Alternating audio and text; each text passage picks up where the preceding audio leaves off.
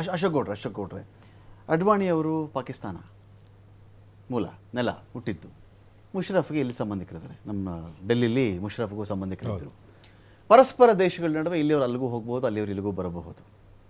ಒಬ್ಬರು ಅಲ್ಲಿನ ಅನೇಕ ನಟ ನಟಿಯರು ಇಲ್ಲಿ ಬಂದು ನಮ್ಮ ಬಾಲಿವುಡಲ್ಲಿ ಆ್ಯಕ್ಟ್ ಮಾಡಿರೋರು ಇದ್ದಾರೆ, ಅನೇಕ ಹಾಡುಗಾರರು ಆ್ಯಕ್ಟ್ ಮಾಡೋರು ಇದ್ದಾರೆ, ಗಜಲ್ ಅವರು ಇದ್ದಾರೆ, ಪದ್ಮಶ್ರೀ ತಗೊಂಡ್ಬಿಟ್ರು. ಕರೆಕ್ಟ್. ಇಂಥ ಒಂದು ಕಾಲಘಟ್ಟದಲ್ಲಿ ನಾವಿದ್ದೀವಿ. ಯಾರೋ ಹೆಲ್ತ್ ಟೂರಿಸಮಲ್ಲಿ ಬರ್ತಾರೆ, ಹೆಲ್ತ್ ವಿಷಯಕ್ಕೆ ಅಂತ ಬರ್ತಾರೆ, ಇಲ್ಲಿಂದ ಯಾರೋ ನಾನು ಪ್ರವಾಸೋದ್ಯಮಕ್ಕೆ ಹೋಗ್ತೀನಿ ಅಂತ ಬರ್ತಾರೆ. ಇಂಥ ಘಟನೆಗಳನ್ನು ಆಧರಿಸಿ ಪಾಕಿಸ್ತಾನಕ್ಕೆ ಹೋದವರೆಲ್ಲರೂ ಬೇಹುಗಾರಿಕೆ ಮಾಡೋಕ್ಕೆ ಹೋಗಿದ್ದಾರೆ, ಇಂಡಿಯಾಗೆ ಬಂದವರೆಲ್ಲರೂ ಬೇಹುಗಾರಿಕೆ ಮಾಡೋಕ್ಕೆ ಬಂದಿದ್ದಾರೆ. ಆ ಕನ್ಕ್ಲೂಷನ್ ನಾವು ಬರಬಹುದಾಗುತ್ತಾ ಆಫ್ಟರ್ ಪಹಲ್ಗಾಮ್ ಅಟ್ಯಾಕ್ ಅಂತ ಹೇಳಿ? ಈಗ ಈ ಪರಿಸ್ಥಿತಿ ಹೆಂಗಿದೆ ಅಂದರೆ ಆಗಬಹುದು ಅನ್ನತಕ್ಕಂಥ ಪರಿಸ್ಥಿತಿ ಇದೆ. ಅಂದರೆ ಈಗಿನ ಪರಿಸ್ಥಿತಿ. ಆದರೆ ಆ ಮನಸ್ಥಿತಿ ಇದೆಯಲ್ಲ, ನಾನು ಹೇಳೋದು ಅದು ಸರಿ ಇಲ್ಲ.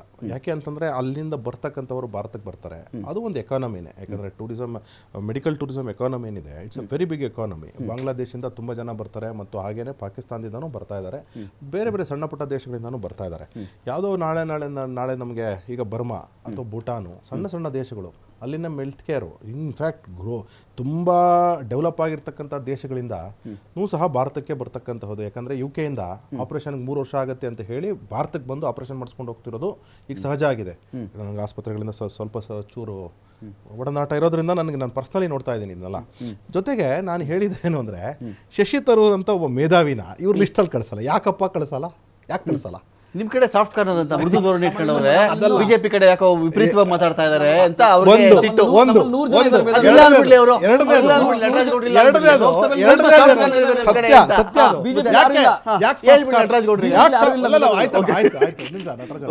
ಏನಂದ್ರೆ ಯಾಕೆ ಸಾಫ್ಟ್ ಕಾರ್ನರ್? ಬೌದ್ಧಿಕ ಎರವಲು ಅಶೋಕ್ ಗೌಡ್ರೆ, ಬೌದ್ಧಿಕ ಎರವಲು. ನಿಮ್ಗೆ ಬುದ್ಧಿ ಕಡಿಮೆ ಇದೆ ನಿಮ್ ಕಡೆ, ಅವ್ರಿಗೆ ನಾವು ಬುದ್ಧಿ ಕಳಿಸ್ತಾ ಇದೀವಿ ಅಂತ ಅವ್ರು ಹೇಳ್ತಿರೋದು. ನೋಡಿ, ವಿಚಾರ ಅದಲ್ಲ. ವಿಚಾರ ಯಾರ್ಯಾರು ಬುದ್ಧಿವಂತರಿದ್ರು, ಯಾರ್ಯಾರು ಮೇಧಾವಿಗಳಂತ ಕಾಂಗ್ರೆಸ್ನಲ್ಲಿ ಗುರುತಿಸ್ಕೊಂಡಿದ್ರು, ಹಿಸ್ಟ್ರಿ ತೆಗೆದು ನೋಡಿ, ಹಿಸ್ಟ್ರಿ ಆಯ್ತಾ.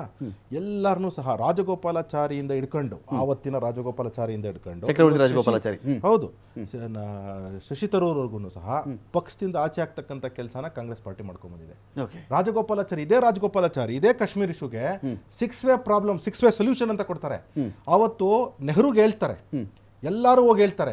ಇದೇ ಶೇಖ್ ಅಬ್ದುಲ್ಲಾ, ಯಾರು ಉಮರ್ ಅಬ್ದುಲ್ಲಾ ಅವ್ರ ತಾತ ಶೇಖ್ ಅಬ್ದುಲ್ಲಾ ಬದುಕಿದ್ದಾಗ, you was ready to say to Indira Gandhi that ಯಾವ್ದಾದ್ರು ಒಂದು ಫಾರ್ಮುಲಾನ ಅಡಾಪ್ಟ್ ಮಾಡ್ಕೊಳ್ಳೋಣ, ರಾಜಗೋಪಾಲಾಚಾರಿ ಅವ್ರ ಫಾರ್ಮುಲಾನ.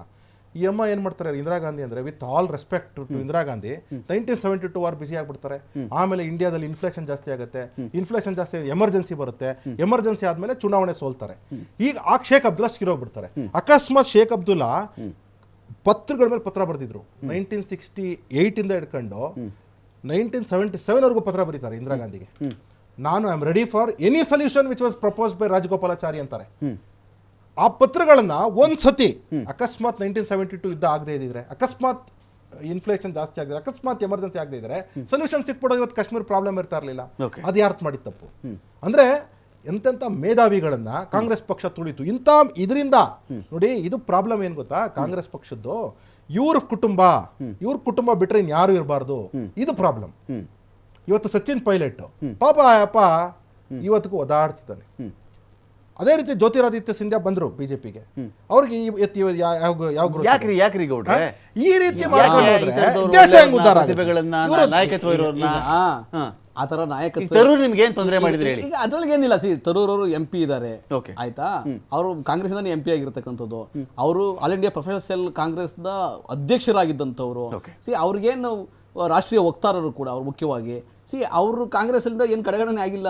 ಬಿಜೆಪಿಗೆ ಏನಂದ್ರೆ ಕೆಲವ್ರನ್ನ ಈ ತರ ಅವ್ರಿಗೆ ಹೆಂಗೆ ರೇಗಿಸಿರ್ಬೋದು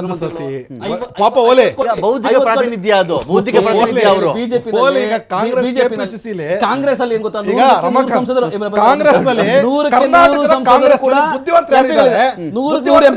ಅಂತ ನಟರಾಜ್ ಗೌಡ್ರು ಆತ್ಮ ನೋಡ್ಕೊಂಡು ಹೇಳ್ಬಿಡ್ಲಿ. ನಾನು ಹೆಸರುಗಳು ಹೇಳದ್ ಬೇಡ, ದಡ್ರು ಲಕ್ಷ್ಮಣ್ ಅಂತ ದಡ್ರು ಬೇಕು, ನಟರಾಜ್ ಗೌಡ ಅಂತ ಆಯ್ತಾ. ಲಕ್ಷ್ಮಣ್ಗೆ ಟಿಕೆಟ್ ಕೊಡ್ತಾರೆ, ನಟರಾಜ್ ಗೌಡ್ರ ಪಾಪ ಏನು ಕೊಡಲ್ಲ. ಕಾಂಗ್ರೆಸ್ ಅದನ್ನ ಲಕ್ಷ್ಮಣ ಸತ್ಯ ಹೇಳ್ತಿದ್ದೀನಿ. ಲಕ್ಷ್ಮಣ್ ಮೇಧಾವಿ ಇದ್ದಾರೆ, ಅವ್ರ ಪ್ರೊಫೆಸರ್ ಕೂಡ. ಅಯ್ಯೋ, ಅತ್ಯಂತ ಭ್ರಷ್ಟ, ಅತ್ಯಂತ ಅವ್ರಿಗಿನ್ನೂ ಅಧಿಕಾರನೇ ಬಂದಿಲ್ಲ, ಅತ್ಯಂತ ದಡ್ಡ, ಯಾರಿಗೆ ಏನು ಗೊತ್ತಿಲ್ಲ ಆ ವ್ಯಕ್ತಿ ಎಂಪಿ ಟಿಕೆಟ್ ಕೊಡಿ. ನೀವು ವಾಪಸ್ take back your words. He is the most intelligent and candidate. ಅಲ್ಲಿ ಅವರು ಒಂದು ಒಳ್ಳೆ ಫೈಟ್ ಅನ್ನು ಕೊಟ್ಟಿದ್ದಾರೆ. ಅದಕ್ಕೆ ಪ್ರತಾಪ್ ಸಿಂಹ ಸೋತ್ ಬಿಡ್ತಾರೆ ಅಂತಾನೆ ಅವ್ರನ್ನ ಚೇಂಜ್ ಮಾಡಿದ್ದು. ಲಕ್ಷ್ಮಣ ಎದುರುಗಡೆ ಒಡೆಯರ್ನ ಕರ್ಕೊಂಡ್ ಬಂದಿದ್ದು. ಅದು ಬಿಡಿ, ಅದು ಬೇರೆ ಕತೆ, ಚೇಂಜ್ ಮಾಡಿ. ಆದ್ರೆ ಕಾಂಗ್ರೆಸ್ ಅಲ್ಲಿ 100ಕ್ಕೆ 100 ಸಂಸದರು ಕೂಡ ಎಲಿಜಿಬಲ್ ಇರ್ತಕ್ಕಂಥವ್ರು, ಮೇಧಾವಿಗಳೇ, ಕ್ಷಮತೆ ಇರ್ತಕ್ಕಂಥವ್ರೆ. ನಾವು ಬಿಜೆಪಿ ತರ ಅಲ್ಲ. ನಾವು ಅವ್ರಿಗೆ ಸಂಸತ್ತನ್ನ ಹೆಂಗೆ ನಡೆಸಬೇಕು, ಸಂಸತ್ತಲ್ಲಿ ಹೆಂಗೆ ಮಾತಾಡಬೇಕು ಅಂತ ಹೇಳಿ ಬಿಜೆಪಿನಲ್ಲಿ ಬುದ್ಧಿವಂತ ಮಾತ್ರ ಪ್ಲಾಟ್ಫಾರ್ಮ್ ವಾಟ್ಸ್ಆಪ್ ಬಿಜೆಪಿ ಶಶಾಂಕ್, ಏನಾಗುತ್ತೆ ಇದೇ ದೇಶದಲ್ಲಿ ಈ ಸೋಷಿಯಲ್ ಮೀಡಿಯಾ ಇನ್ಫ್ಲೂಯೆನ್ಸರ್ಸು ತುಂಬ ದೊಡ್ಡ ಮಟ್ಟದಲ್ಲಿ ಇವರೆಲ್ಲ ವರ್ಕ್ ಮಾಡ್ತಿದ್ದಾರೆ, ಸಾಧನೆ ಮಾಡ್ತಾರೆ ಅಂತ ಹೇಳಿ ಅವ್ರನ್ನ ಕೇಂದ್ರ ಸರ್ಕಾರದ ಕಡೆಯಿಂದ ಸನ್ಮಾನ ಮಾಡಿದಂಥ ಒಂದು ಪ್ರೋಗ್ರಾಮ್ ಕೂಡ ನಾನು ನೋಡಿದ್ದೀನಿ. ಒಂದು ಭಾಗ 1. ಭಾಗ 2, ಇವತ್ತಿಗೆ ನಾವು ಈ ವಾರ್ಫೇರ್ಗಳಂತ ಬಂದಾಗ ಸೈಬರ್ ವಾರ್ ದೊಡ್ಡ ಮಟ್ಟದ ವಾರ್ ನೋಡಿ. ಭಾರತ ಹಿಂದೆ ಮಾಡಿದ ಯಾವುದೇ ವಾರ್ಗಳಿಗಿಂತ ತೀರಾ ವಿಭಿನ್ನವಾಗಿ ನಡೆದಂಥ ಒಂದು ಕಾರ್ಯಾಚರಣೆ ಅಂತ ಇದ್ದರೆ ಅದು ಆಪರೇಷನ್ ಸಿಂಧೂರ. ಸೈನಿಕರು ನುಗ್ಗದೆ ಫಿಸಿಕಲಿ ಆ ಒಂದು ಪ್ರದೇಶದೊಳಗಡೆ ಇವರು ಇನ್ಫ್ಯಾಂಟ್ರಿಗಳಲ್ಲಿ ಹೋಗಿ ಬರೀ ಫಿರಂಗಿಗಳು ಬಳಸ್ಕೊಂಡು ಆ ಥರದ್ದು ಏನೂ ಮಾಡಿಲ್ಲ ಈ ಬಾರಿ. ಸೊ ಸೈಬರ್ ವಾರ್ಫೇರ್ ಕೂಡ ಅಷ್ಟೇ ಇಂಪಾರ್ಟೆಂಟ್ ಆಗುತ್ತೆ. ಭಾಗ 1. ಇನ್ನೊಂದು ಕಡೆ ನಾವು ಚೆಕ್ ಮಾಡಿದ್ರೆ ಇಲ್ಲಿ ಈಗ ಸೋಷಿಯಲ್ ಮೀಡಿಯಾ, ರೀಲ್ಸ್ ವಾರ್ಫೇರು, ಇವ್ರು ಯಾರ್ಯಾರೇನು ಮಾಡ್ತಿದ್ದಾರೆ, ಇದ್ರ ಮೇಲೆ ನಿಗಾ ಇಡೋದು ಹೇಗೆ? ಒಂದು ಫಿಲ್ಟರ್ ಹಾಕಬೇಕಾ ಇದಕ್ಕೆ? ಪಾಕಿಸ್ತಾನಕ್ಕೆ ವಿಸಿಟ್ ಮಾಡಿದವರು ಯಾರ್ಯಾರು, ಶ್ರೀಲಂಕಾಗೆ ಯಾರು ಹೋಗ್ತಾ ಇದ್ದಾರೆ, ಬಾಂಗ್ಲಾದೇಶದ ಪರ ಸಹಾನುಭೂತಿಗಳು ಯಾರ್ಯಾರು ಇದ್ದಾರೆ, ಇದೆಲ್ಲ ಒಂದು ಫಿಲ್ಟರ್ ಹಾಕ್ಬಿಟ್ಟು ಇಲ್ಲಿ ಚೆಕ್ ಮಾಡ್ಕೊಳ್ಬೇಕಾ ಥ್ರೂ ಇನ್ ಮೇಲೆ? ಅಲ್ಲ, ಈಗ ಪಾಕಿಸ್ತಾನ್ ಫೇವರ್ ಪೋಸ್ಟ್ ಸರ್ಚ್ ಕೊಟ್ಬಿಟ್ಟು ಅದನ್ನ ಒಂದು ಫಿಲ್ಟರ್ ಜಾಲಾಡಬೇಕಾ? ನೀವು ಹೇಳಿದಾಗೆ ಈಗ ವಾರ್ಫೇರೇ ಚೇಂಜ್ ಆಗ್ಬಿಟ್ಟಿದೆ. ಇದು ಮಾಡರ್ನ್ ವಾರ್ಫೇರ್ ಆಗಿದೆ. ಎಲ್ಲ ಟೆಕ್ನಾಲಜಿ ಮೇಲೆ ನಡೆದಿರ್ತಕ್ಕಂಥ ವಾರ್ ಅನ್ನಕ್ಕಿಲ್ಲ. ಭಾರತ ದೇಶ ವಾರ್ನಿಂಗ್ ಕೊಡ್ತು ಪಾಕಿಸ್ತಾನಿಗೆ. This was something called warning. ನೇರವಾಗಿ ವಾರ್ ಮಾಡಿಲ್ಲ, ಆ ವಾರ್ನಿಂಗ್ ಪಾಕಿಸ್ತಾನ ತಡ್ಕೊಂಡಿಲ್ಲ. ಒಂದು ಭಾಗ. ಇನ್ನೊಂದು ನೀವು ಹೇಳ್ತೀರಿ ಈ ಸೈಬರ್ ಅದು ಇದು ಅಂತ. ಈ ಸೈಬರ್ ಅಟ್ಯಾಕ್ಸ್ ನೆಲ್ಲ ಈಗಾಗಲೇ ಅದಕ್ಕೆ ಏನ್ ಟೆಕ್ನಾಲಜಿ ಬೇಕು ಅದನ್ನ ಭಾರತ ದೇಶ ಇಟ್ಕೊಂಡಿದೆ. ಅದನ್ನ ಕ್ರ್ಯಾಕ್ ಮಾಡುವಷ್ಟು ಕೇಪಬಿಲಿಟಿ ನಮ್ಮವ್ರ ಹತ್ರ ಇದೆ.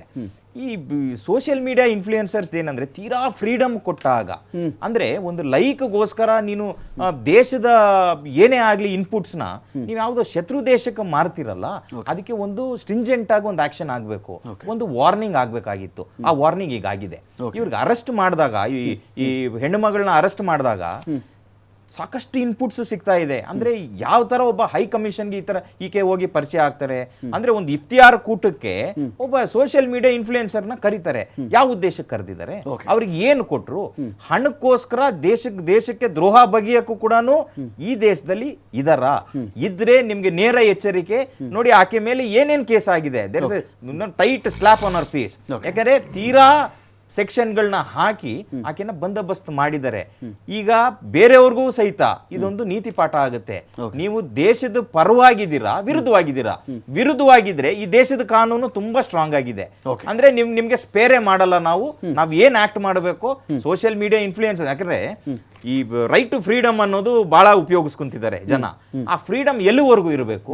ದೇಶದ ಒಳಗಡೆ ಫ್ರೀಡಮ್ ಆಗಿರ್ಬೇಕು. ದೇಶದ ಮಿಲಿಟರಿ ಬಕೆಟ್ಗೆ ನೀವು ಕೈ ಹಾಕಿ, ಆರ್ಮಿ ಇಂಟೆಲಿಜೆನ್ಸ್ಗೆಲ್ಲ ನೀವು ಕೈ ಹಾಕಿ, ಯಾವ ಆಫೀಸರ್ ಏನ್ ಮಾಡ್ತಾನೆ, ಅವ್ನ ಪರ್ಸನಲ್ ಲೈಫ್ ಹೇಗಿದೆ, ಈ ಇನ್ಪುಟ್ಸ್ನೆಲ್ಲ ನೀವು ಒಂದು ISI ಅನ್ನೋ ಶತ್ರು ದೇಶಕ್ಕೆ ನೀವು ಕೊಡ್ತಾ ಇದ್ದೀರಲ್ಲ, ಅವ್ರಿಗೆ ನಾವು ಟಾಲರೇಟ್ ಮಾಡಲ್ಲ.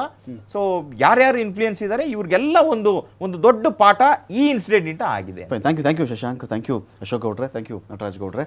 ನೋಡೋಣ, ಈ ರೀತಿಯಲ್ಲಿ ಈಗ ಸ್ವಾತಂತ್ರ್ಯ, ಅಭಿವ್ಯಕ್ತಿ ಸ್ವಾತಂತ್ರ್ಯ ಎಲ್ರಿಗೂ ಹಕ್ಕಿದೆ, ಸ್ವೇಚ್ಛಾ ಸ್ವಾತಂತ್ರ್ಯವಿಲ್ವಲ್ಲ. ಸ್ವೇಚ್ಛೆ ಏನು ಬೇಕಾದರೂ ಮಾಡ್ತೀನಿ, ಎಲ್ಲಿಗೆ ಹೋಗಬೇಕಾದ್ರೂ ಹೋಗ್ತೀನಿ, ನಾನೊಂದಷ್ಟು ದುಡ್ಡಿಗೆ ಹಣಕ್ಕೋಸ್ಕರವಾಗಿ ಏನು ಬೇಕಾದರೂ ಮಾಡ್ತೀನಿ ಅಂತ ಯಾರಾದರೂ ಮನಸ್ಥಿತಿಲಿ ಇದ್ದವರಿಗೆ ಈ 12 ಜನ ಬೇಹುಗಾರರು ಅಥವಾ ರೀಲ್ ಸ್ಟಾರ್ಗಳು ಅಥವಾ ಸೋಷಿಯಲ್ ಮೀಡಿಯಾ ಸ್ಟಾರ್ಗಳು ಅಥವಾ ಇನ್ಫ್ಲೂಯೆನ್ಸರ್ಸ್ಗಳು ಇವರ ಒಂದು ಬಂಧನ ಐತೆ ದೊಡ್ಡ ಪಾಠವಾಗಲಿ ಅಂತ ಹೇಳ್ತಾ ಡಿಬೇಟ್ ಮುಗಿಸ್ತಾ ಇದ್ದೀನಿ. ನಮಸ್ಕಾರ.